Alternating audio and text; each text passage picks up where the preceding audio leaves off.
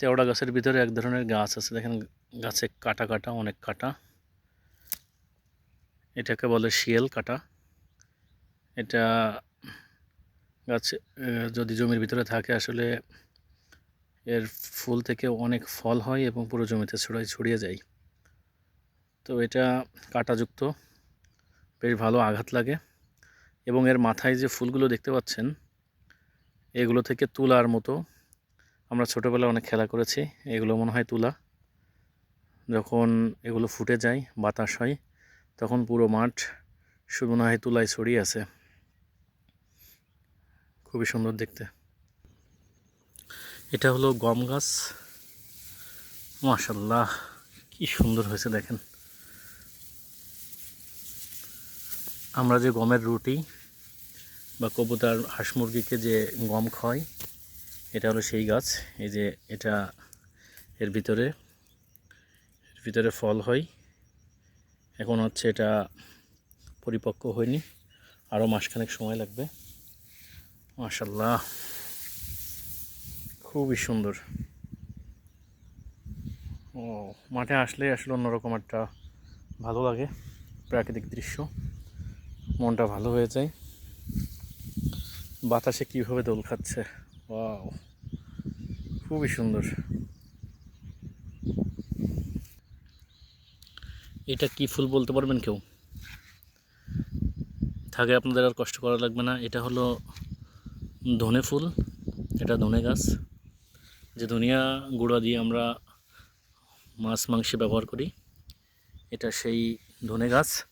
তো গাছে পর্যাপ্ত পরিমাণে ফুল এসেছে। ফুল থেকে দেখেন কিছু ফল, এই যে ধনে ফল, এগুলো এই যে ফলে পরিণত হয়েছে। আর হয়তো 20 থেকে 25 দিন পর এগুলো তোলা যাবে। ধনের ফুলের বেশ ভালো মিষ্টি মিষ্টি একটা গন্ধ আসছে।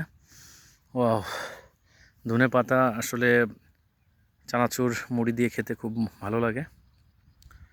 মাঠের পর মাঠ এভাবে বিভিন্ন ফসল কৃষকরা চাষ করেছে। ওয়াও, কি সুন্দর।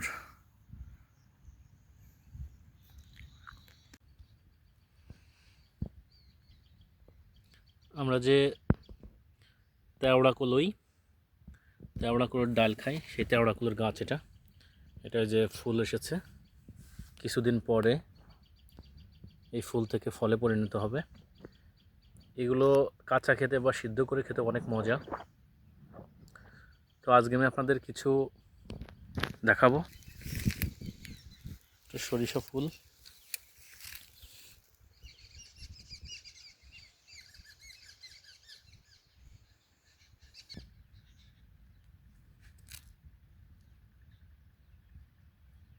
এটা প্রজাপতি ফুলের উপর উঠছে। তো আমি আজকে আপনাদের কিছু প্রাকৃতিক দৃশ্য দেখাবো, যেগুলো দেখলে আসলে ভালো লাগবে। ওয়াও, কি সুন্দর।